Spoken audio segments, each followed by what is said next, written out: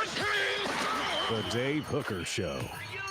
A presentation of Off the Hook Sports. Objective insight, expertise, top guests. Available on YouTube, Apple, Spotify, and the Off the Hook Sports app. Download now for free. Also available on offthehooksports.com. I compute and obey. Now to Dave Hooker. Ready. Boy, we are loaded up on the program today. In some ways, it's like a sports talk, reunion show. John Wilkerson is going to join us. This is complete coincidence. I wanted John Wilkerson to talk about the baseball Vols headed to Hattiesburg, and then Jimmy Hyams will look back on SEC spring meetings later in the show. So, and I produced their show from 2000 to 2005. What's going on, John Wilkerson? And I'm seated at the desk you used to occupy in our office. So how about that? Did they move you over? Is that what happened? No, it was just vacant. Gotcha.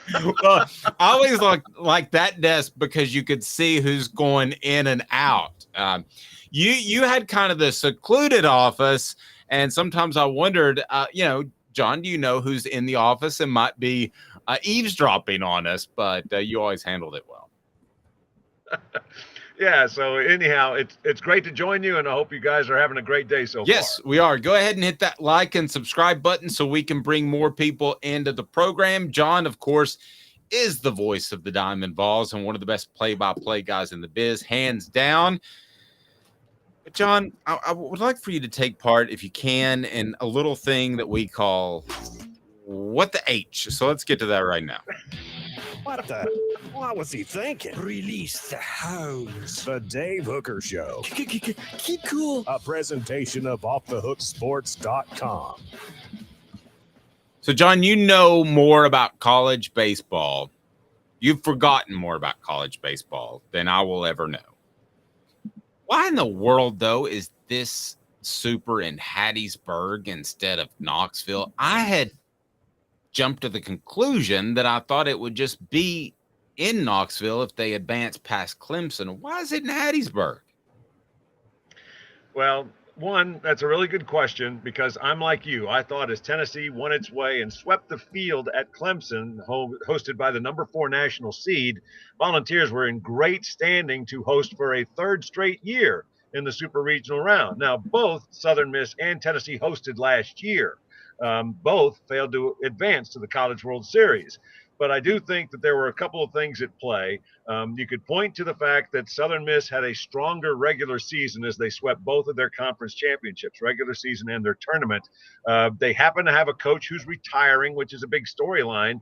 And then it's at least coincidental that on the selection committee that you've got an AD from another school whose son plays for Southern Miss. He is a reserve player. You have another AD now at San Diego who was the AD in Hattiesburg. His son used to play for the baseball team. He since transferred to South Carolina. And then you have former longtime Magnolia State employee.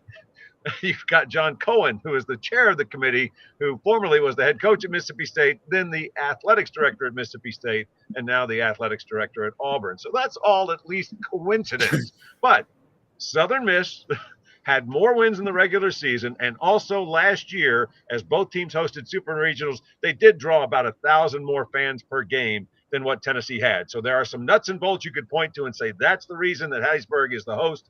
But Tennessee had the better RPI. Tennessee had the better strength of schedule.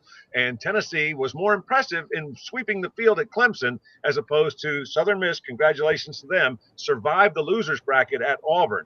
But I thought Tennessee, in the end, had at least as many boxes, if not more, checked than Southern Miss did. So I'm like you. I thought they'd be in Knoxville. So aside from the shenanigans, which you pointed out, and the connections and all that sort of thing, is Lindsey Nelson viewed as a positive or negative when they make these selections? Because the atmosphere I saw last year was insanely awesome. Yeah, and that's a fair question. I do think that if it were more up to date, it would certainly help Tennessee in situations like this. And I know that they're trying to be as rapid as possible when it comes to getting things updated. It's just that there's been the process of waiting for all the I's to get dotted and T's to get crossed when it comes to finally putting, as Danny White says, shovels into dirt. So it's going to be done in phases. It's not like you can just tear it down to its bones and then build it back out in one off season. But I do think that if it were more of an up-to-date facility, that it would fare better when it came down to a situation like this. That could have been a deciding factor. Already a compliment. Smoky Mountain Red says the best voice in Tennessee sports. So I'm going to go ahead and leave that up there. It makes John uncomfortable to get compliments, but it's true. Caleb Calhoun, good morning. I'm sorry we got off and rolling. I forgot to say hello. Do you have something for Mr. Wilkerson there? It's okay. I'm taking that very personal, Dave. As you should, Caleb. Thank you, John. Yeah, John, we were talking a little bit yesterday about the politicking of this because I'm weighing two things, and I want to know which one you would think would outweigh if there is any politicking to the committee from, I guess, a moral sense. Because on one hand, you have Tennessee that maybe rubbed a lot of baseball purists the wrong way with the way they carried themselves last year. I mean, there's no doubt about that. But on the other hand, you have Southern Miss, who's probably involved in the worst welfare fraud scandal in the history of America, where they were stealing from Mississippi welfare funds to pay for their own renovations. I mean, so to an NCAA, if there is politicking, to an NCAA official who might make this decision, which one outweighs what? Wow, that's a really interesting question. And I'll say this. For Tennessee, I think the Volunteers, this year's team, which is very different personality-wise from last year's group, they certainly have had to bear the brunt of everything that people still feel about this Tennessee baseball program. So I think that's at least a fair consideration. And it is also interesting to enter that part of have that enter the conversation in terms of what Brett Favre is alleged to have done in getting some funds that he had hoped to be earmarked for a volleyball facility, since that's where the sport his daughter was playing. So I do think that in terms of the one-to-one conversation, it's probably more of a check mark against Tennessee, since it is within the same realm of the sport that's being decided as to the host site, as opposed to the scandalous things that have taken part in the fact that they did indeed allocate welfare funds for things that were not even close to being going to the people that needed them most. John, I've been to Vanderbilt Stadium, so I'm well aware of the shortcomings that stadiums can have. I look at Vanderbilt, and I still remember getting in the elevator for the press conference. You had to duck down because there was a beam just randomly above your head. So it's not necessarily number of seats that Lindsey Nelson has, but the infrastructure as far as a broadcast entity wants to come in like you, but an ESPN or whoever, and wants to make these things happen. Are there things that I'm not aware of other than just number of seats that work against Lindsey Nelson that are being currently addressed?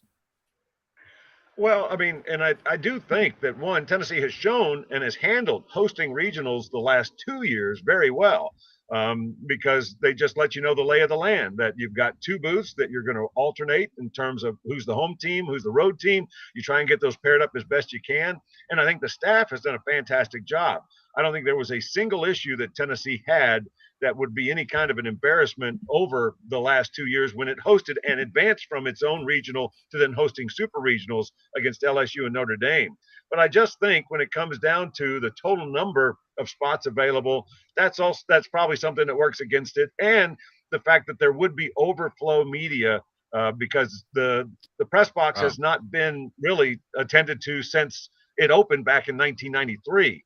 They have done some slight reconfiguration in the press box to where you have a bigger area, but you also have a couple of spots that are indeed for overflow media that are right there on the concourse down inside the ballpark. So I just think that Tennessee right now could be well served by a severe update in terms of the number of media that could assemble in a press box, as well as those that you could have spots for. But still, again, I don't think Tennessee has to apologize for anything in how it's handled the last two regionals it hosted. But I also think in a situation like this, that you could look at a more up-to-date facility like the Golden Eagles play in, as to perhaps a pretty significant check in their favor. just getting ready for this weekend that Tennessee's about to experience. So those issues, real quick, Caleb, and sorry to jump in. How quickly will those be addressed? I mean, I know they're in the process of renovating. I mean, at what point do we say that infrastructure or the amount of space in the press box, none of that is an issue for Tennessee any longer? How close are we to that? Well, again, I don't think it is the biggest stumbling block. Again, it might just be part of the equation.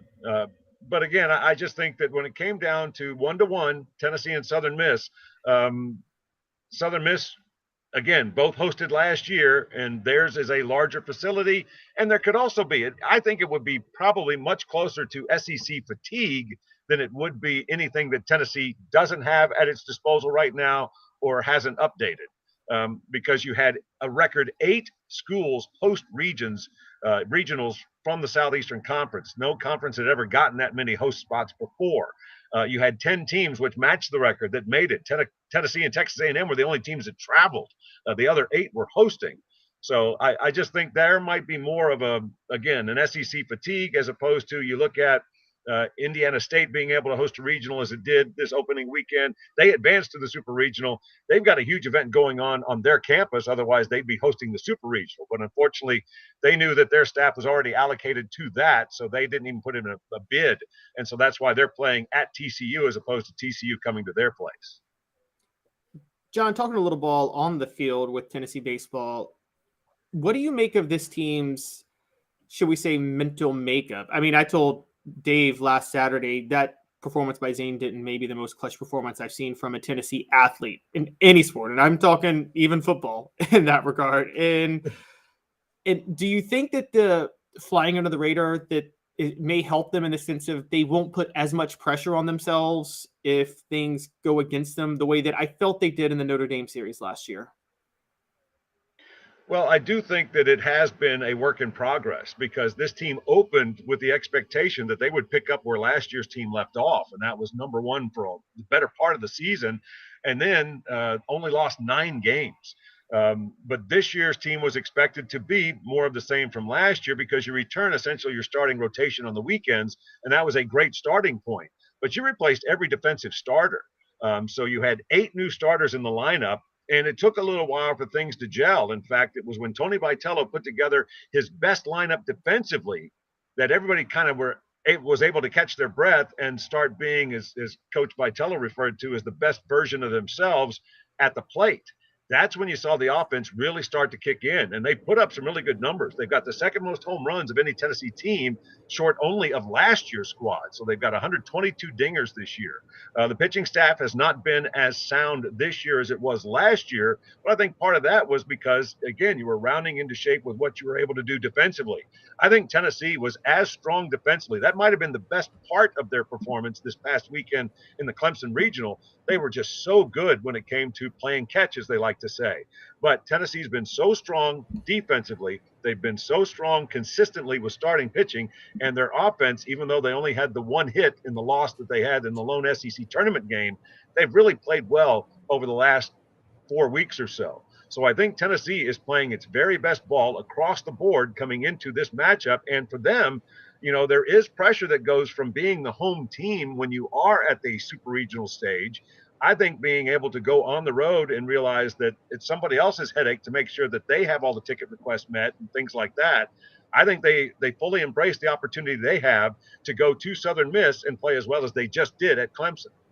John, I know you have to roll, but last thing, as far as Tennessee's chances, I mean, I think they're pretty good. I think they can also play the overlooked card, have to go on the road, that sort of thing. And then I think the other thing is they don't have the distraction of last year, that they were a team that was kind of on the edge, which I enjoyed. I liked. I mean, you know me well enough. What do you think of Tennessee's mindset headed into this Super? I think it's very solid because they've been able to, the last box they needed to check was success away from home. they won their last series at South Carolina, took 2 out of 3 from the Gamecocks. They then, of course, had the one game that they didn't win and didn't necessarily play that well against Texas A&M in the SEC tournament. But then they put together 2 really good wins against Charlotte, which won Conference USA's tournament, and then just an instant classic in the 14-inning affair with Clemson. That was toe-to-toe. That was just a fantastic game. And you had the late heroics by Zane Denton to give Tennessee the lead top of the 9th. I mean, each side was a strike away from winning in the 9th inning. Clemson in top of the 9th, Tennessee bottom of the 9th, and then we got 5 more extra innings.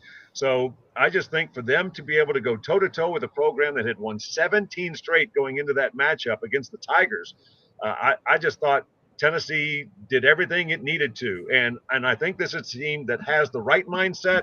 They've been so good that after being 5-10 at the midpoint of the SEC schedule, they're now a team that just says, what do we have to do? What do we have to deal with today?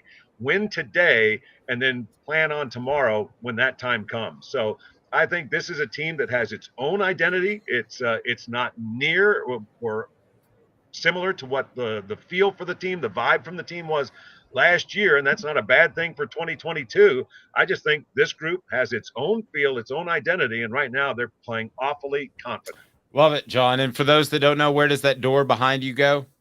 To ads. It goes into the newsroom. Right, but it's permanently locked, so you can't get through it. If there's a fire in the front of the sports office, you ain't getting out. That's right. It's going to be tough. That's why we always have bottles of water in here, right.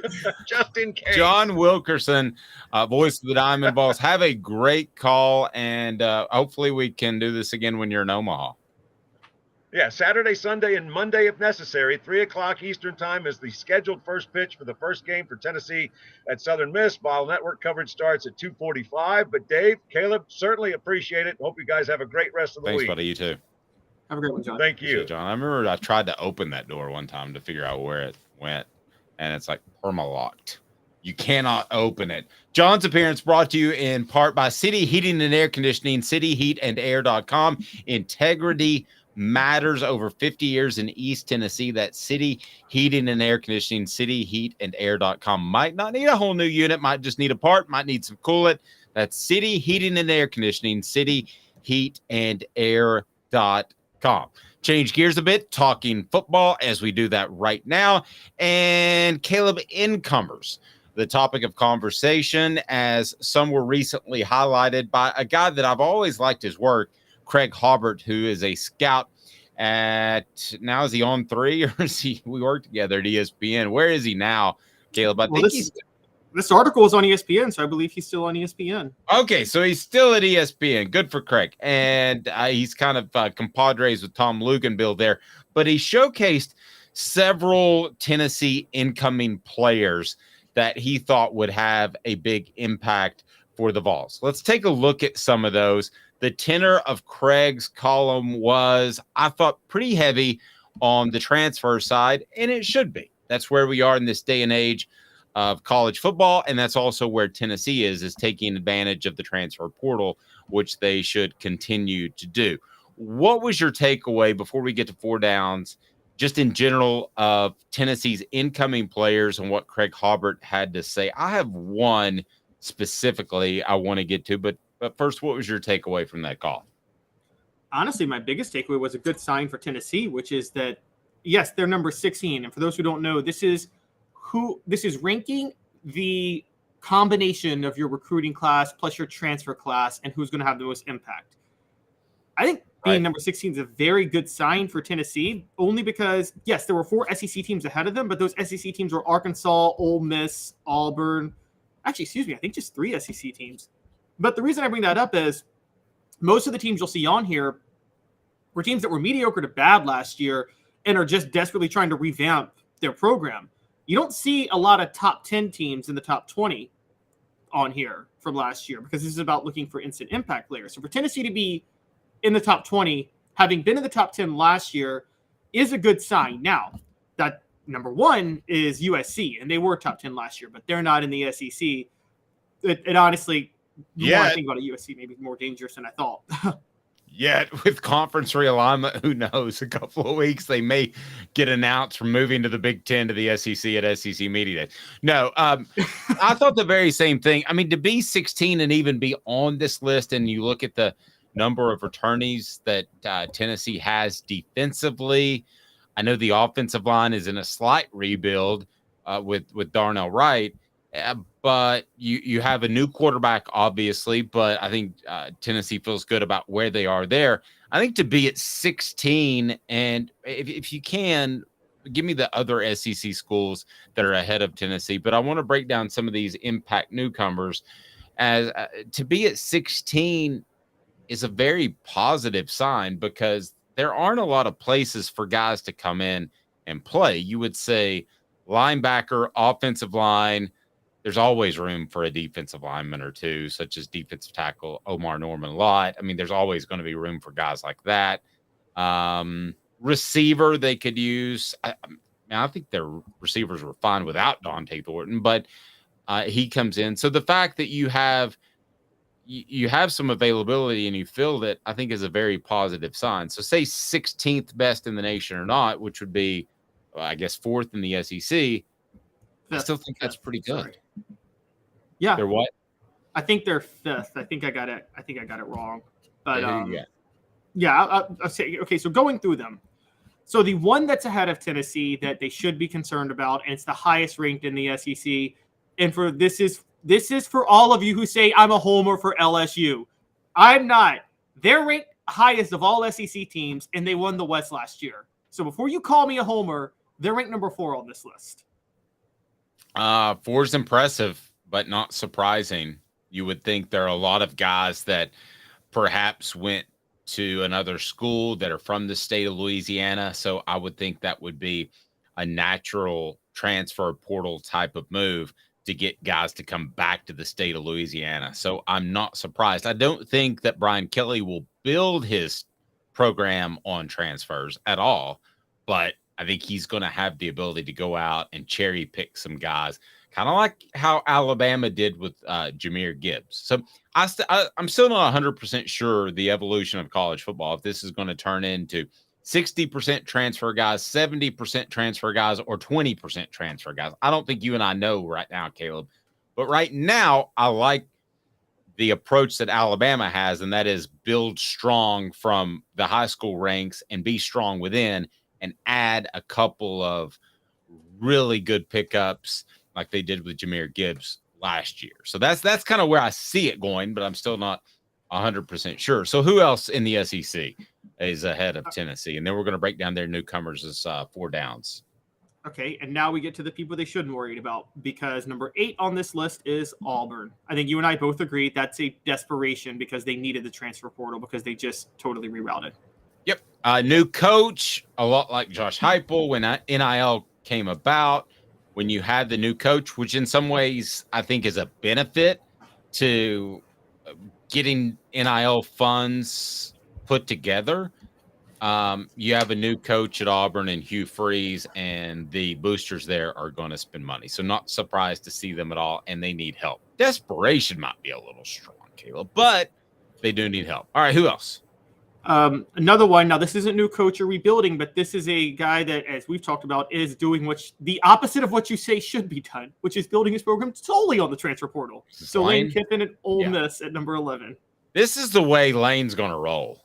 I mean, I'm just sorry. It's set in stone. He doesn't feel like that he can pay players on a 2-3 year basis with NIL money. He doesn't think that money's there. And he's going to live and die by the transfer portal in 2023 and in 2028 if he's still at Ole Miss. That's the way he's going to roll. He's made up his mind. There's no changing. He will be up towards the top of this list each and every year. Who's next?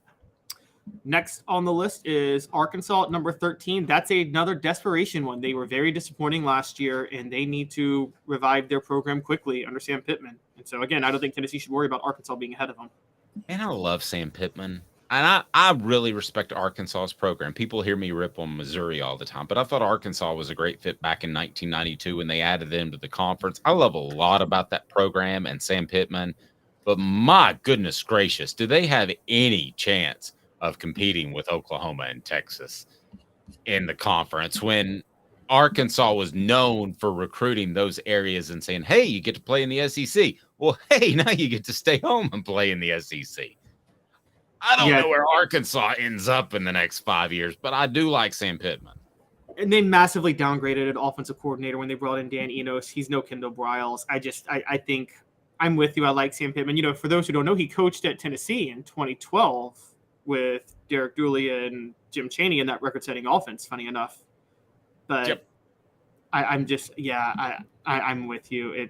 I don't see where they can go from here. Although they had more success when they played in the Southwest Conference for years. They won some Southwest Conference titles back in the day, but just long term. Let me ask the message board here because I know we have a ton of Tennessee fans. We got a lot of South Carolina fans. We get a lot of LSU fans because Caleb loves them. And from all over the place. Well, I love him because Derek Dooley coached there, guys. That's where he. That's true. I understand. But do you have a secondary team that you root for? So if you're primarily Tennessee, South Carolina, or whoever, I'm curious on the message board because I root for Arkansas a little bit because of Pittman and because of I think his inclination to run the ball first, which we don't see nowadays in any level of football. High school, college, and pro. I like that. I'm an old school 92 Cowboys lining up I formation. Let's go. I know that's dated, but I kind of root for Sam Pittman in Arkansas, given everything equal. To be fair, that 92 Cowboys team could run that offense today and they'd win a Super Bowl. They were just that loaded. Yeah, I love you, Caleb. You just made my day. All right. There is one team. There's one last team ahead of Tennessee, and it doesn't really. It's another one that doesn't. I don't think that scares him, and it's Kentucky. Now, Devin Leary to Kentucky is scary because I think he's significantly better than Will Levis.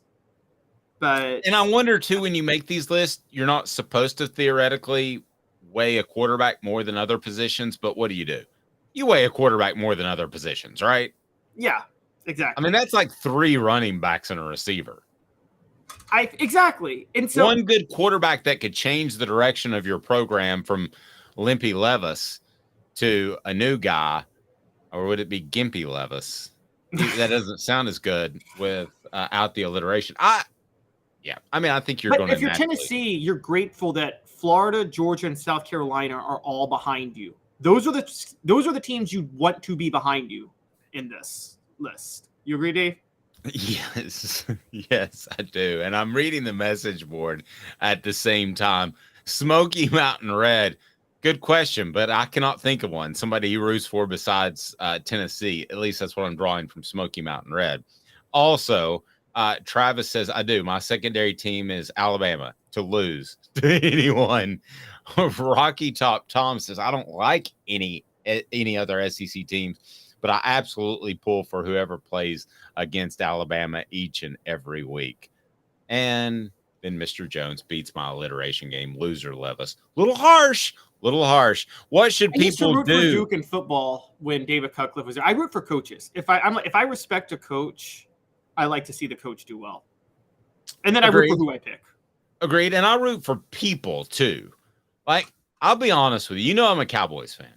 But if Eric Berry and the Kansas City Chiefs had met the Cowboys in the Super Bowl, I would have, not overtly, but I would have quietly rooted for the Chiefs.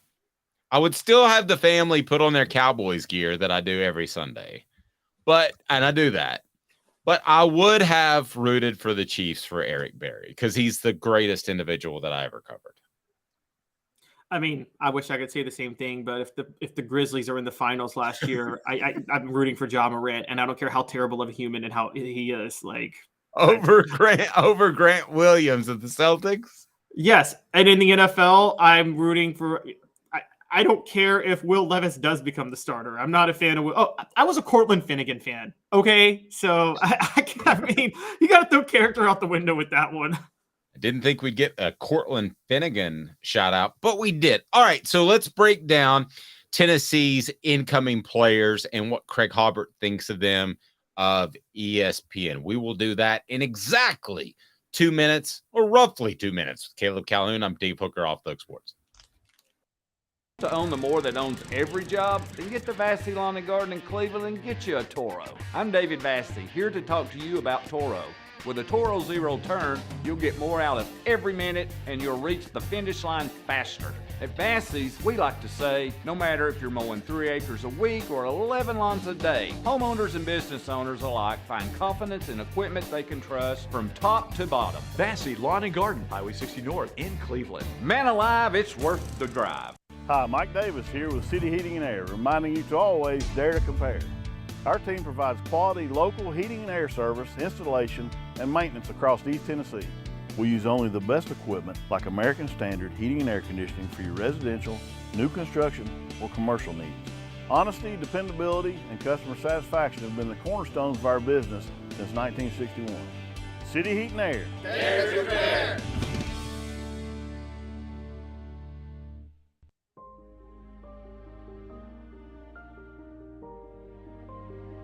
Our family has been creating one-of-a-kind pieces of jewelry in West Knoxville since 1986. Each piece is a combination of unique processes that bring your idea to life. Every day in our shop, a truly special item with a story all its own is being manufactured in our facility, bringing the history and family sentiment into a whole new generation of life. We're grateful that you chose us to be Knoxville's best jeweler, a title that we value and respect. Because to me, being a jeweler and owning a jewelry store are not the same thing. I'm Rick Terry, I'm a jeweler, and we want to be your jeweler. Kingston Pike and Campbell Station Road in the heart of Farragut, and downtown on Gay Street right next to the Tennessee Theater. With all that sun, sand, and salt water, the beach is a very relaxing place. Unless you wear contacts. Ow! Open your eyes to the best the beach has to offer with LASIK vision correction from Campbell Cunningham Laser Center. Ah. You're listening to The Dave Hooker Show, a presentation of OffTheHookSports.com. The internet is full of pictures of each and every one of you. Available on YouTube, Apple, Spotify, and the Off the Hook Sports app. Download now for free. Is there nothing you people can't do? Also available on OffTheHookSports.com. Travis says Dave loves this. I wonder if he's talking about the hate on the message board, because I do love the hate on the message board. Smoky Mountain Red, I'll post. Yeah, I hate all other SEC teams. Rocky Top Tom, though, does say, I would truly like to see Arkansas do something just because they used to be great and our annual game with them used to actually mean something. Thank you for playing along, Rocky Top Tom. Whereas Smoky Mountain Red follows up with, they can all lose every game and bowl games as well. I'm not a root for an SEC team and a bowl game fan. The more they lose, the better it helps in recruiting. Actually, very true. But I do. I'm so, the whole, SEC, Big Ten, my conference is better. That was cool when it was 10 teams to a conference. When you're at 16 teams and your super conferences, there's no it used to be my region superior to your region. What's your region now? Okay, Miami and Dallas are not the same region remotely. Yeah, my region is Rutgers and Ventura Boulevard at the same time. In LA. Yes. Those are my regions now. All right. What do we need to do, Jacob? What's up, everybody? This is Jacob Warren asking you to like, subscribe, and share. Dave needs this. He does. All right. 4 Downs is now, as we continue to talk about Tennessee and what they brought in this particular class via breakdown with Craig Hobart of ESPN, who quite a good job, if I do say so myself. 4 Downs now is brought to you by Craft Treats. CraftTreats.com for more. 4 Downs. 4 questions. 4 answers. The Dave Hooker Show. 4 Downs. A presentation of OffTheHookSports.com. All right, the first question, first down, what transfer will have the biggest impact. 4 Downs brought to you by Craft Treats. Go to crafttreats.com. Use the promo code Off the Hook. The promo code Off the Hook, and you will get 20% off of your purchase. They have the chill pills with the CBD derivatives that will help with your pet's anxiety, that will help with your pet's arthritis or digestive issues. Again, crafttreats.com. Use the promo code Off the Hook. They've got the chill pills with CBD or other fantastic treats, 20% off with the promo code Off the Hook. What transfer will have the biggest impact for Tennessee this upcoming season? So we're talking about names like linebacker Keenan Pili, offensive lineman John Campbell, defensive tackle Omar Norman Lott, wide receiver Dante Thornton, and then linebacker Arian Carter. Those were the players designated by Craig. Aaron Carter's a recruit, not a transfer. Sorry? Aaron Carter was a recruit, not a transfer. Yeah, so top newcomers. Those were the ones designated by Craig Hobart as top impact newcomers. So this is a combination of transfers and freshmen. Continue to hear great stuff out of Arian Carter. I have trouble picking him, though, because I just don't expect anything out of freshmen until I see it on the field in the fall. So let's go with first down. Who will have the biggest impact this fall? You can pick out of this list, which I think is pretty all-encompassing, or you can go a completely different direction. I don't know where. Okay, so are we asking? I know it combines transfers and recruits, but is first down is what transfer will have the biggest impact, or what newcomer period will have the biggest impact? Let me say newcomer. Okay, newcomer. Okay, so I don't think I guess the slip of the tongue is because it really doesn't change anything in my mind. I'm going to pick a transfer each and every year before I'll pick an incoming high school player. Now, they may prove me wrong one day, but that's kind of where I am. All right, so what incomer will have the biggest impact? I think that's pretty obvious. I think it's Keenan Pili. Tennessee needs a Jeremy Banks replacement, and I'm pretty sure Keenan Pili is pretty obvious as the newcomer. That's going to have the biggest impact for them. Okay, I'm going to play devil's advocate, but I agree with you. Okay, so I think that when you look at Keenan Pili, I don't know that he's a playmaker impact player. So does that mean other people could step in and play that position possibly? And that being the case, if John Campbell starts every game this season, he's not going to have stats because offensive linemen don't get stats. So I'll agree with you with Pili, but I'll say a close second would be John Campbell because I think he ends up starting every game at left tackle as long as he's healthy. So what incoming player does Tennessee need to have the biggest impact? I'm going freshman here. They're not named, but they need Jordan Matthews or Ricky Gibson to have the biggest impact. They need a cornerback to step up yesterday. And given how horrible the play was there last year, they need one badly. That's really good. I can't argue with that one.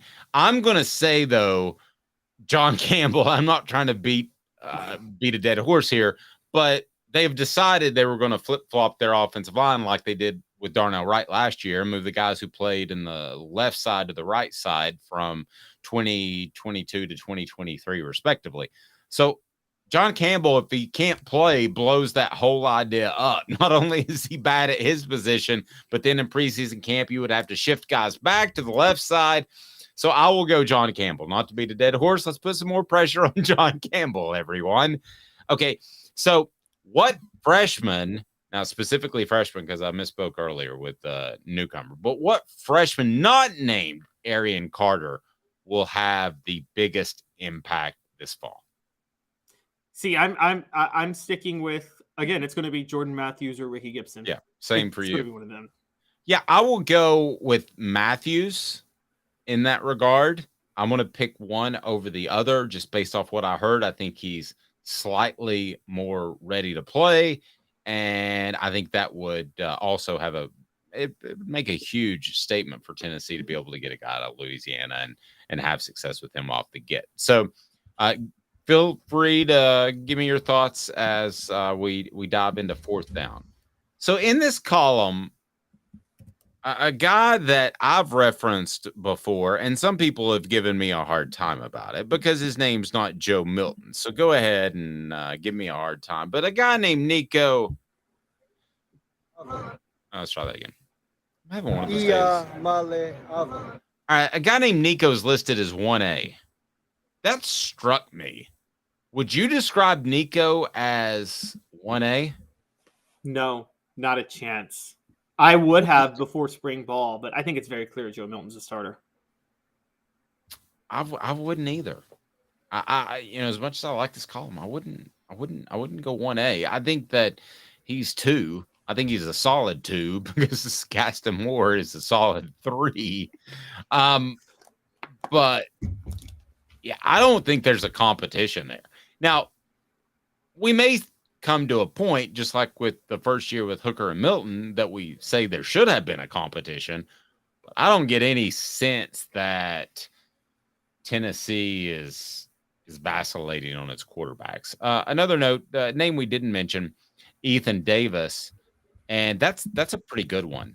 Ethan Davis is an incredibly athletic tight end. Could he come in as a freshman and have an impact? Absolutely. I could see him having 20 catches, a couple of significant ones, because he's that athletic. I think he's a bit of a project. I think his best days are going to be ahead of him, like the 2024 season, but that's a good one. I like that one quite a bit. So, but Caleb, ultimately, when we talk about Tennessee's biggest incoming players, it seems like Peely is the one that is the most sure thing.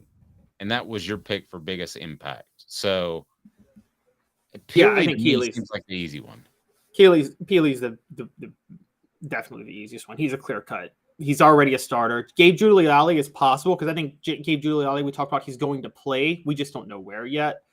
But he's going to play somewhere in the secondary, but he's not going to start anywhere. We know Peely's going to start. Nope. I agree. All right, let's get to today's tough question. Today's tough question brought to you by the one, the only Andy Mason, AndyMasonRealEstate.com. Today's tough question is now. Today's tough question.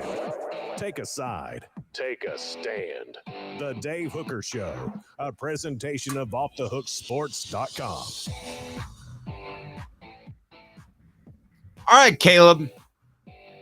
Tennessee's greatest win against the 10 winningest coaches in Division One. The 10 winningest coaches they beat. They beat. Tennessee's biggest win against those coaches. Winningest doesn't sound like a word. Never has, never will to me, but it is indeed a word. Caleb, give me a rundown of Tennessee's wins against D1 coaches that are the winningest coaches currently. And it's brought to you by Andy Mason, AndyMasonRealEstate.com. Save you thousands or tens of thousands. AndyMasonRealEstate.com has over 40 years of experience in the real estate biz in his office. Andy's phenomenal. Go to AndyMasonRealEstate.com. I'm about to make a move. And who do I call first? Andy Mason. Realestate.com. Call Andy Mason. He'll take care of you. All right. So the top 10 winningest coaches that Tennessee has beaten, are these current coaches or all-time coaches? All-time coaches. These are smoky hot takes coming at you. All right. Some smoky hot takes. I'm going to say that Tom Osborne is not on this list. Nope. Tom Osborne's not on this list. And guess what? Neither is Bill Snyder. Neither is Bill Snyder. Nice. Even though Tennessee played both of them. So, all right. So, what do we got? All right. So, we got the first, and this is the only coach on here not at 200 wins yet, number 10, but he's going to get to 200 wins this year. And it would be a guy by the name of Kurt Ferenz at Iowa. Tennessee beat him in the Tax Slayer Bowl, Butch Jones' second year, 45-28. That's their only win. So, it's obviously their best win against this coach, and that's really not that standout of a win. Yeah. Beating Iowa in anything is I don't know, about as sexy as a Yugo back in the day. What else we got? All right, so Vince Dooley. Tennessee beat Vince Dooley only twice in 1969 and 1972. The 69 game decided the SEC championship, though, so I think it's obvious that's the best win against Vince Dooley. Okay, so now we got Vince Dooley number 1. Who's next? All right, so right after that, is this going back to Iowa. Is this a countdown on your behalf, or is this just you're throwing them at me and I'm playing off of them? Well, kind of a countdown. I'm throwing them at you too. So, some are obvious. Put it that way. Live workshopping smoky hot takes. Here we go. All right, who else? Okay, so right after that, we've got another Iowa situation. A guy named Hayden Fry coached at Iowa in the 80s and SMU in the 70s. Tennessee beat Iowa to open the 1987 season in East Rutherford, New Jersey. Now, for those who don't know, that was a very significant game because that was the start of Doug Dickey scheduling these neutral site games across the country for national television exposure that really helped Tennessee recruit in the 90s. Hayden Fry, do you remember the show Coach? I do not. With Craig T. Nelson? Nope. Roughly based off of him. Really? Yes. You need to look that up. I'm gonna say we can do better than that. I believe you can do better than that. Here we go. Oh, we can. Yeah. We can do better than this one too, but it's still a good one. 1994 to close out the difficult 94 season. Frank Beamer, Tennessee beat Virginia Tech that year in the Gator Bowl.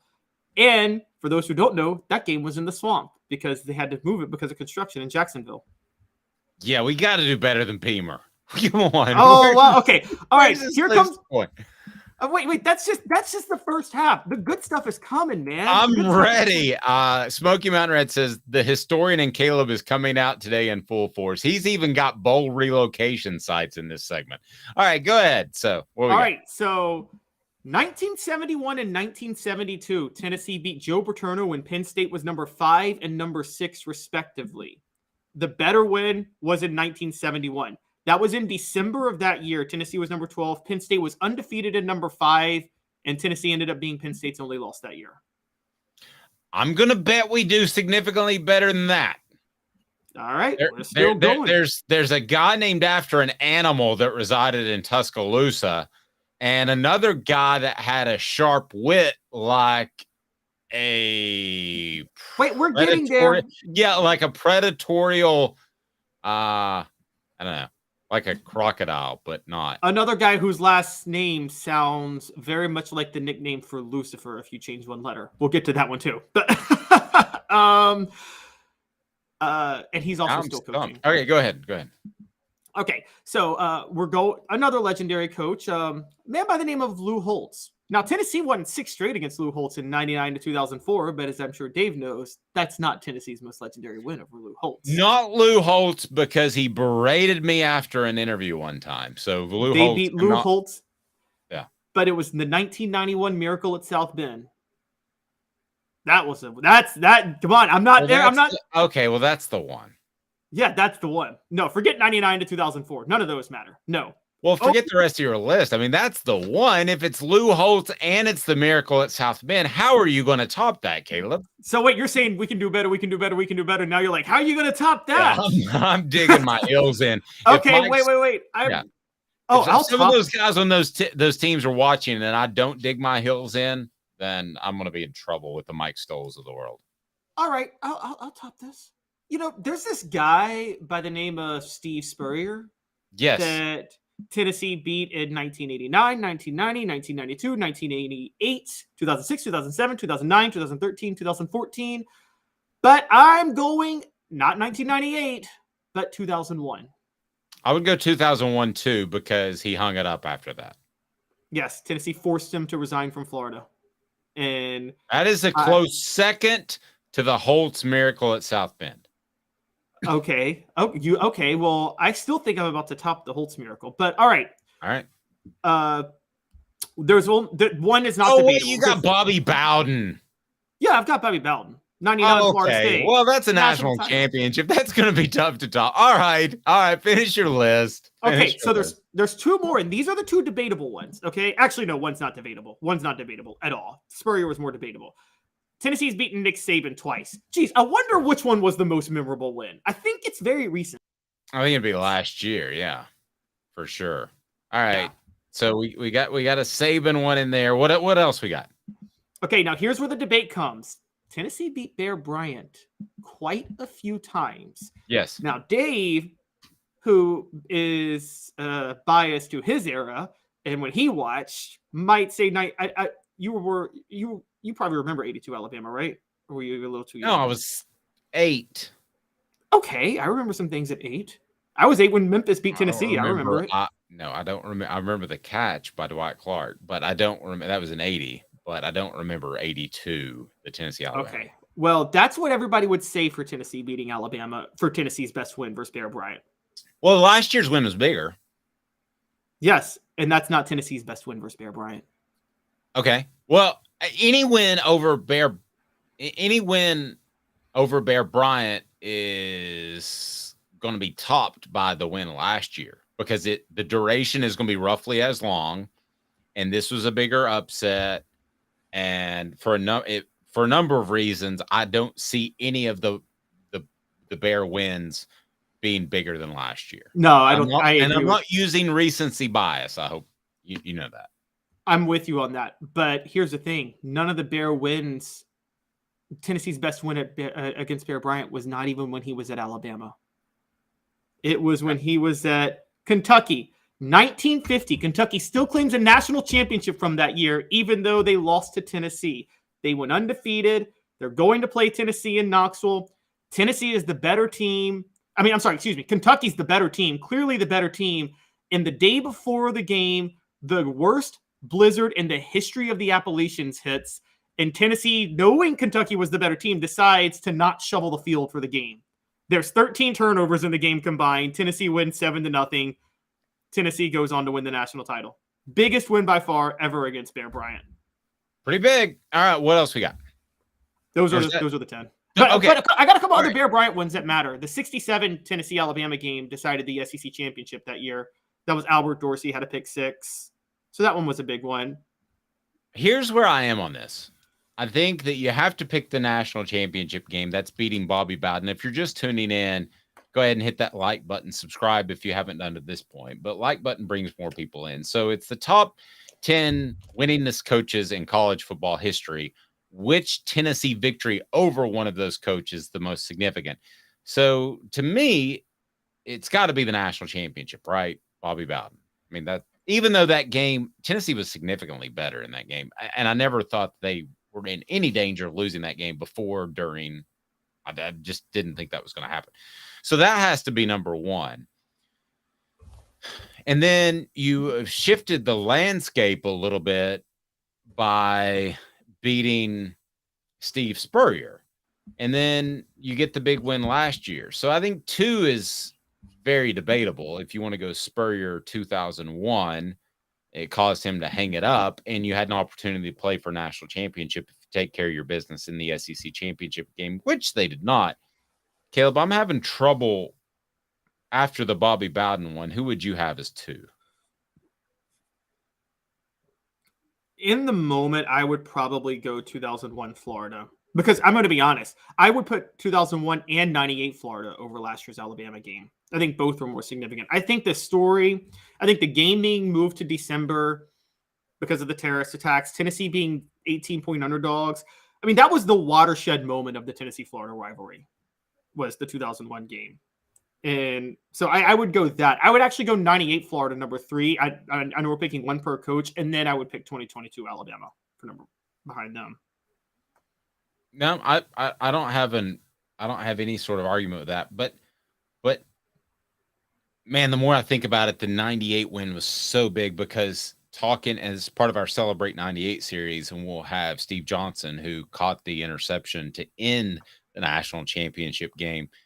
But I look back at that, talking to those guys about that 98 season, and really they thought they had it won when they beat Florida in September.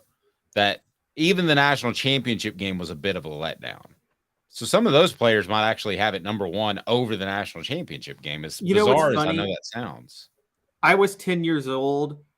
I was just getting into following football. My brother was a hardcore Tennessee fan, and I will never forget, like, the day of that game. My brother this is 25 years ago. My brother being like, if Tennessee can just win the night, they should go undefeated the whole year. And then Tennessee beats Florida, and I will never forget the first thing my brother says right after the game is, they should go undefeated now.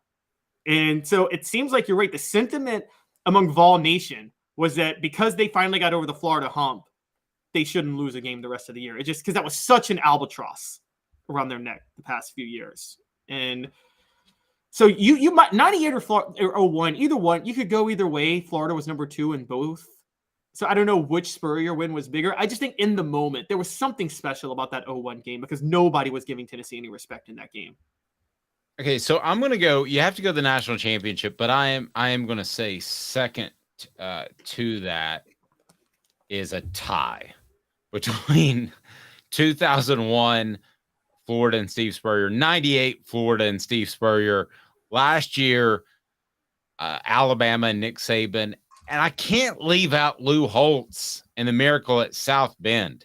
I just cannot leave that out. See, that didn't have any implications really, though. Notre Dame, neither team was playing for a national title. Like, that game was exciting for in the moment. But, I mean, implications long-term. I mean, I got 1950 Kentucky over that. Winning at South Bend in the way they won? How many? 1950 Kentucky, though, was like that game, Tennessee won a national championship off that win. National championships always win, don't they? I mean, yes. By the way, a couple other Hall of Fame coaches Tennessee beat who did not win 200 games, but are Hall of Fame coaches. Bobby Dodd. Losers. Oh yeah, Bobby Dodd's a loser. They beat Bobby Dodd a few times when he was at Georgia Tech, most famously 1956, and they also beat arguably the best coach, Jimmy Johnson, in the '85 Sugar Bowl. Yes, Jimmy Johnson may have gone on to do great things in the NFL. Exactly. Oh, and that's true. Dabo Swinney this past year. Dabo Swinney will get to 200 wins and will be on this list soon enough. So, because they beat him in the Orange Bowl, but that's not that good of a win against Dabo. Clemson didn't care about that game. It wasn't that impressive. Sorry. Travis says Miracle at South Bend was a much better game than 98 Florida. That is absolutely true. That 98 Florida game, if you actually go back and watch it, and I have, it's not the prettiest played game. Florida did as much to lose it as Tennessee did to win it. Please don't tell Fred White I said that. D said, watch the Copeland segment last night. Very good. We appreciate that. Be sure and check it out. It'll be Steve Johnson coming up tonight. We'll get that posted by tomorrow. And then for kicks, Jeff Hall will join us. So looking forward to that. Coming up, Jimmy Hyams. He was at SEC spring meetings just a few days ago, and I don't know why in the world this schedule is not figured out, but we're going to talk to Jimmy about that. Hang tight. 2 minutes. He's Caleb Calhoun. I'm Dave Hooker of Thug Sports. Family has been creating jewelry since 1986, each piece unique with a story all its own. I'm Rick Terry with Rick Terry Jewelry Designs. I'm a jeweler, and I want to be your jeweler. We're grateful that you chose us to be Knoxville's best jeweler. My family and staff look forward to serving you. So please come see us. Kingston Pike and Campbell Station Road in the heart of Farragut and downtown on Gay Street, right next to the Tennessee Theater. Hi, Mike Davis here with City Heating and Air, reminding you to always dare to compare. Our team provides quality local heating and air service, installation, and maintenance across East Tennessee. We use only the best equipment like American Standard heating and air conditioning for your residential, new construction, or commercial needs. Honesty, dependability, and customer satisfaction have been the cornerstones of our business since 1961. City Heat and Air. Dare to compare. With all that sun, sand, and salt water, the beach is a very relaxing place. Unless you wear contacts. Ow! Open your eyes to the best the beach has to offer with LASIK vision correction from Campbell Cunningham Laser Center. Ah. Do you want to own the more that owns every job? Then get to Vassy Lawn and Garden in Cleveland and get you a Toro. I'm David Vassy, here to talk to you about Toro. With a Toro Zero Turn, you'll get more out of every minute and you'll reach the finish line faster. At Vassy's, we like to say, no matter if you're mowing 3 acres a week or 11 lawns a day, homeowners and business owners alike find confidence in equipment they can trust from top to bottom. Vassy Lawn and Garden, Highway 60 North in Cleveland. Man alive, it's worth the drive. These mountains hold and defend a spirit far better than moonshine. A drink that holds flavor that becomes necessity. A hard cider made and relished by folk who are as hearty as they are legend. A refreshment that can only be found in one place. With a taste that makes you say, give me 3 bottles of the good stuff. Tennessee Cider Company, where necessity can be found. objective coverage. Hey, that's new. If we get caught, we're going to jail. The Dave Hooker Show, a presentation of Off the Hook Sports. YouTube, Apple, Spotify, and the free Off the Hook Sports app. I'm going to need to see some identification. Back to Dave Hooker. All right, here we go. Joined by a very special guest. I want to get right to it. It is Jimmy Hyams, formerly of the Sports Animal. I don't know. How do I introduce you now, Jimmy? It's just the man. How's that? Just a former. Former. Okay. I'm not growing any crops. I'm not a farmer, but a former. I got you. Former sports writer, former sportscaster. Yes. Well, and coincidentally, to talk baseball, we had John on earlier today. So it's like a reunion. Maybe I should give Dave Nathan a call. There you go. And I'm sure he's got some lamp that he would be willing to sell you. You know what I'm talking about, right? Yes, I do. All right, so I want to get right into this because I just thought the flow of news was so interesting last week at SEC spring meetings. You have Greg Sankey come out and says we want to get this taken care of, this schedule thing, and we want it to be 9. And you never set those expectations out there. I would have told him that on Monday. But he did, and then they basically got nothing done. So what in the world happened in Destin? Is everybody just boozing it up on the beach? They just had well, no, they don't do that. I'll say that. That's those meetings are they go around the clock. So they just couldn't make an agreement on stuff. They had different opinions. I am convinced that on Monday, Greg Sankey thought he had enough votes to go to a 9-game schedule. But Nick Saban, I strongly believe publicly because I asked him because he didn't like the 3 permanent opponents that he saw Alabama was going to get. To which Greg Sankey said, we're not playing a 3-game schedule. There's 6 other games you can play. So also you had some folks that wanted more money. If they're going to go to 9 games, they wanted ESPN to pony up and pay a little bit more money. ESPN was not willing to do that yet. Also, there were the playoff implications. If you're a 2-loss SEC team, you're probably going to get into a 12-team playoff, right? But what if you got 3 losses? What happens then? So that was a concern about the SEC beating up on each other. So those are some of the factors. Another factor is there's some schools that want to get to 6 wins. They want to get to a bowl game. And so that was another issue with why they had a split. I think Sankey went in thinking he had the votes. The last vote I heard was 9-5 against going to the 9-game schedule against the 6-3 model. Now they're going to revisit it, and I've heard people say they're going to revisit it next year. No, they're going to revisit it soon. They will have this hammered out, I believe, before the end of this year about what they're going to do. Dave, I think they're going to go to 9, but the thing that really, I'll say that ticked off Sankey was when he heard responses from coaches and athletic directors saying, we don't have enough information to form a decision. And he said, one more piece of paper is going to make a difference. So I think he felt like plenty of information was out there. Plenty of things were told about what was on the table, but he just couldn't get the votes at this point. Portions of the program brought to you by Vassy Lawn and Garden. Man alive, it's worth the drive with their buying power in Cleveland, Tennessee. Come from Nashville, Knoxville, or Chattanooga for your industrial and commercial mower needs. Toro, count on it. So, Jimmy, when it's all said and done, was Saban the ultimate deciding factor on the things that you mentioned with those 3 factors? I think we might be breaking up a little bit with Jimmy. I think we've lost him. Yeah. Let's see if we can we'll try to get Jimmy back here. So that is interesting to me that there's a potential. Okay. So I think we got Jimmy back. All right. Jimmy's back and he looks clear. So we're good. Of those 3 issues that you gave me of why they didn't get the schedule done, where would you rank Saban? It sounds like maybe he was ultimately the fly in the ointment.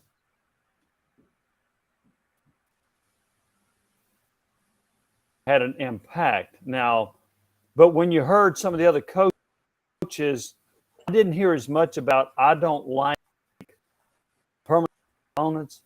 I heard other I think a strong argument was we want more money from ESPN. The president came out and said that. And the feeling was if ESPN had ponied up and paid more money, not exactly what that amount would be, I don't know. But if they ponied up, I think we'd be looking at a 9-game schedule right now. The other question mark about what's the college football playoff going to do if you play versus losses versus 2, the answer. Those two played the Saban night. Yes, Saban backed off, and we did hear the Athletic talk about how he felt like, what's going to happen if you have 3 losses scheduling. And he mentioned for Alabama, he said, we got 2 Power 5 teams scheduled for the next 10 years. What are we supposed to do? Are we going to play a 9-game conference schedule and then 2 Power 5? Are we going to have to buy out of these contracts that we have? So some of that came up in the discussion with Greg Byrne. Jimmy, it's funny you brought up the ESPN thing. Dave's probably going to kill me because I'm probably going to accidentally get like our SEC Media Days credentials like revoked in a couple of years. But awesome. I have been very critical of Greg Sankey, and I think there's been a little bit of Emperor has no clothes where we just because SEC leadership's been so good for so long, we just trust everything going on. But isn't it a bad look for Greg Sankey that, one, he did negotiate an ESPN deal that he was very clearly underpaid for? You look at the Big Ten now, they get more than twice as much money than the SEC, even though the SEC has a way better brand for their 16 teams, given the revenue they generate. And then he can't keep his troops together for this 9-game SEC schedule that he thought he had. Mm-hmm. I mean, how bad of a look is this for Greg Sankey? Oh, we lost. Did we lose him again? I think let's work on Jimmy. That up because that was there you go, Jimmy. We got you now. The other day, the feeling was, well, if Mike's way, Remember, had been the commissioner, he'd have gotten his way. Slive had a way of convincing you to come on his side of the argument. Idea. He was really good at that. But Sankey was unable to get this done. The other thing about the contract up, not only is the Big Ten getting more money, they've got a 7-year deal, so they can renegotiate in series. The SEC deal, and then increase it when I do. It's not.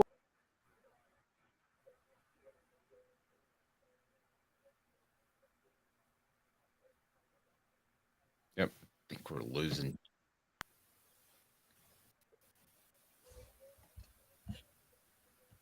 Jimmy, I think we're having some connection issues for some reason, but great job as always. I find it very interesting that Nick Saban at least pushed maybe the movement towards not having a permanent schedule. He still has an awful lot of power. There's no question about that. Oh, we lost Jimmy. All right. So Nick Saban comes in and he's the fly in the ointment that blows things up. Does that surprise you, Caleb, that he still has this much power? No, but I heard some of the words Jimmy Hyams was bringing in there, and he brought a great point. I think he has that power because Greg Sankey doesn't have doesn't lead with an iron fist the way Mike Slive and Roy Kramer did. I didn't even think about what Jimmy said, but yeah, a 10-year deal for $3 billion, and the Big Ten can renegotiate from their 7-year deal.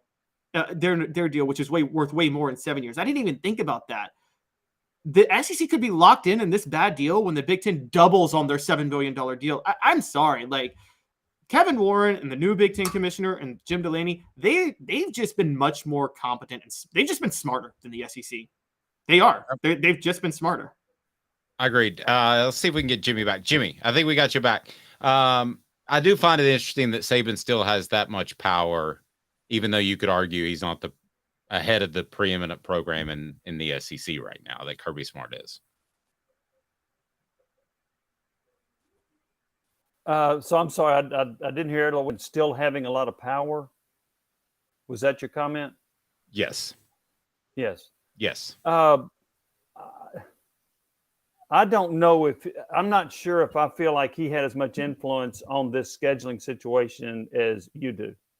Because I think the other factors, again, I didn't hear any other coach talk about what Saban did, and that was, I don't like permanent opponents. I'm talking about from the SEC meetings. Now, maybe they got fine with when he do this behind closed doors, but he was the one that was the most vocal that I heard about the permanent opponents. Why? And you can schedule around that. It's funny that one of the beat writers at Alabama told me, Alabama not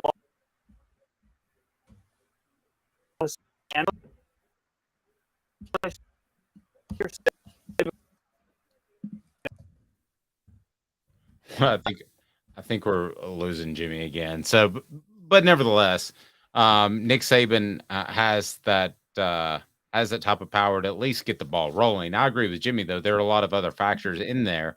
And I'm just a little surprised, Jimmy. I guess I'm a little surprised. We'll bring Jimmy back in here. I'm a little surprised that ultimately it didn't get done. I think we lost Jimmy again. Jimmy, we'll reconnect at another time. My apologies. I'm not sure what's going on there.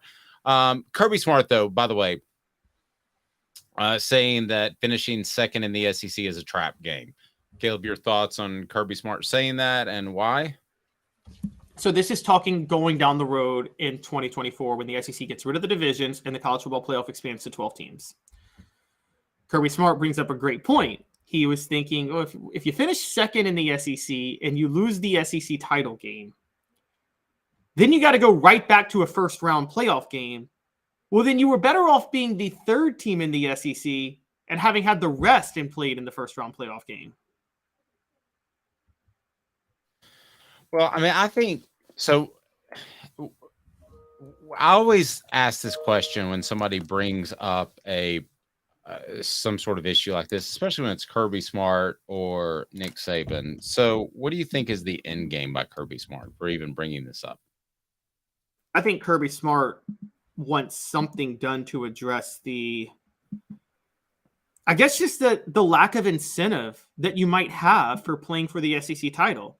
I mean, I actually think that I think there's some legitimate truth to that. Now, I think where he's trying to get to, and this is where I would get, he wants to make sure that I think Nick Saban's more ridiculous. I think Kirby Smart's shooting from the hip. I think what Kirby Smart's trying to get is he needs the committee to understand that a team that finishes second in the SEC should at least host the first week of playoff games.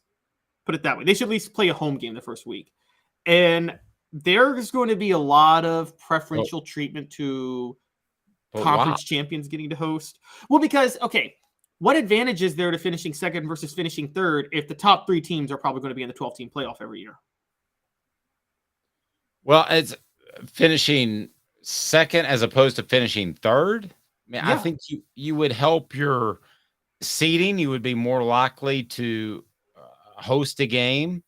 Would be more likely. He was getting at, though. I think he wants to make sure the second place team is guaranteed to host a game over some no-name conference champion. Okay, well, I understand, but that's no argument to me. Just this comes down to where are they in the ratings, and we have to trust the College Football Playoff Committee to not, and I don't trust them to do this, but we have to trust them to seed them accurately, Caleb, to not put the SEC, for instance, at 1 and 3 as they've done in the college football playoffs before, because they don't want them to play each other in the first weekend, right? So we have to trust that they're going to truly seed those without any sort of agenda, be it television or otherwise. I don't trust them to do that, but I'm willing to give them the benefit of the doubt in the first 12 run. So the bottom line is LSU was they finished the season 9-3 or 9-4? 9-4. I don't think they would have been in the playoff last year. It would have been okay, but let's just say, for instance, for funsies, they're 10-3 and they lose the SEC championship game. No,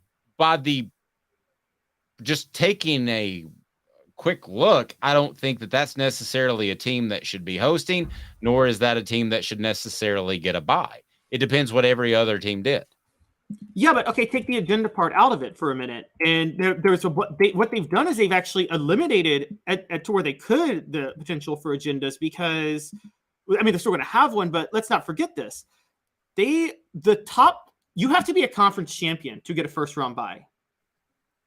I mean, what if there's two 12-0 SEC teams playing for the SEC title? You're telling me the loser of that game shouldn't get a first round bye, but a 9-3 Pac-12 champion should? I mean, that comes down to your thoughts on winning the conference. Does it matter?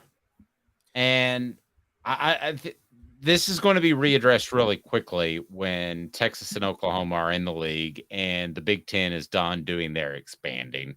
And if we find out that it's an AL-NL type of thing, like in Major League Baseball, that you need to adjust this. But to me, right now, and it's very tenuous, okay? The Pac-12, Pac-10, Pac-14, whatever it ends up being, the Big 12, Big 14, whatever it ends up being, is still relevant. Slightly. Same thing for the ACC. Slightly. So I feel like when we have this conversation in 2 or 3 years, that Kirby's got a great point. To me, winning those conferences is still significant. And I think it deserves something.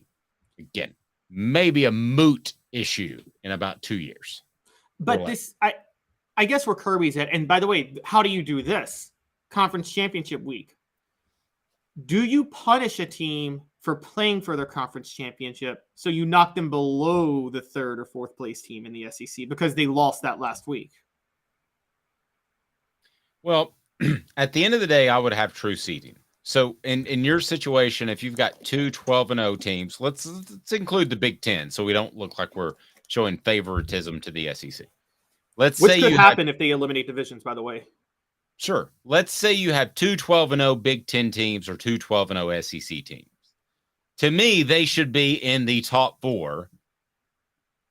All things considered, unless you've got 14 other 12-0 teams, which you're not going to have, that they should be in the top 4. They certainly should be in the top 6.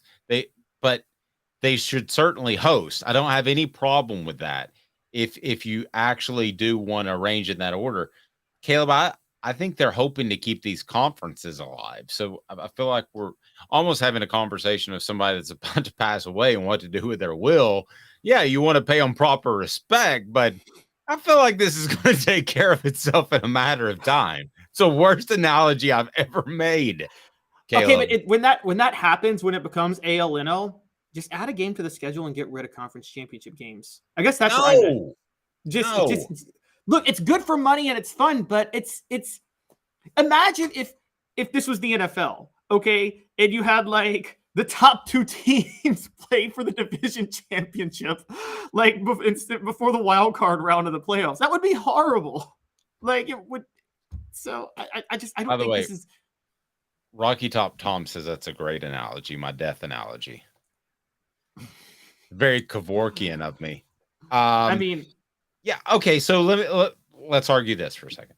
Okay. You've got two loss teams going into championship weekend in the Big Ten and in the SEC. Okay. So you're going to have a 2-loss champion either way. And then you're going to have a 3-loss team that you can decide upon. So let's say the ACC, you go undefeated there. The Pac-12, 10, 14, 18, 28, 780, whatever it ends up being, you're undefeated there. You're undefeated in this Big 12 thingy they got going on. I mean, if you're truly seeding them as they should be seeded, in my opinion, then you could have the SEC locked out theoretically, right? Because then a Big 10 could pick up the 4th spot. If you said the ACC, Big 12, 14, 18, Pac-12, 14, 18, that's 3. And then you have so the Big 10 or SEC could be locked out of it if you truly stagger them. So beware of what you ask for is what I would offer up. Well, there is you're right. But I think this more goes with the 2 versus 3 situation, which is, again, is there a curse to play for the conference championship game as the second best team? Because you have to play, you're not going to get, is it better to finish 3rd or finish 2nd and lose the SEC title? I think it's better to finish 3rd. And not even play in the game. and not even playing the game. Then you effectively get a first round bye. And that's the flaw in this situation. It's incentivizing you to lose and finish third. If it's a year where you know Alabama is the best team in the league and you'll get to the playoff as a second or third team, but you know you'll lose to Alabama in the SEC title, you might see those teams jockeying to say, hey, I want to lose and not have to play for the SEC title this week. I'll offer this. There are a lot of people within Tennessee's football program that would have agreed with you last November before the South Carolina Columbia collapse. There were a lot of people that saw that as, the goal was always to get to Atlanta. That was their goal, is to get to Atlanta. Well, that was gone after what happened in Athens. So there were a lot of people within Tennessee's program that looked at it and thought, hey, this is an extra week to get healthier. I know you got a month or so, but this is an extra week to get healthier. You don't have to go play a fantastic team. And this is kind of the preferred way. So in that particular case, again, LSU's losses, let's just manage them to make for funsies. You would have Georgia the 1 seed, LSU potentially the 2 seed. Tennessee would be the 3 seed had the Columbia collapse not happen. Tennessee's draw is a little bit better there. I mean, I see where you're going, but I still think playing for the SEC title should mean something. Yeah, it means something, but not when you have another playoff game 2 weeks later. I think they want the rest. Yeah, it's even more so when you don't have the month off. So they're going to play earlier. It's a couple of weeks. Yeah. Maybe the 3 seeds being better, but you can't do anything about it. What are you going to throw a game? I mean, we just talked last year how Tennessee basketball should chuck the conference tournament. I think you're going to get to a point where conference championship games, I think you're going to see teams chuck it in football. There's no reason to play that hard when you know you're in the playoff in 2 weeks. Let's continue this. That to me is the threshold that if you cross, I've got problems with everything that's happened in college football lately. NIL, transfer portal, all of it. If you get to the point where you just play your starters for the first drive like they do at the end of the NFL season, I got a problem. We'll discuss that live each and every weekday at 10 a.m. He's Caleb Calhoun. I'm Dave Hooker. This has been a presentation of Off the Hooks.